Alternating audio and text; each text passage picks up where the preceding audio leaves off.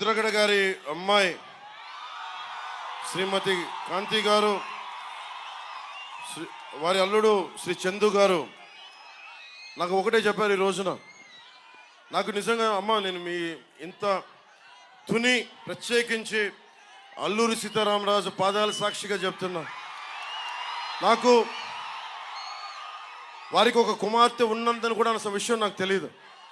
కాంతి గారు ఉన్నారు అని నాకు విషయం కూడా తెలియదు. నాకు నేను మనస్ఫూర్తిగా చెప్తున్నాను, నాన్నగారిని ఒక మాట అనాలని కానీ ఆయన వైసీపీకి వెళ్ళినా నాకేం ఇబ్బంది లేదు, గౌరవిస్తాను పెద్దల్ని.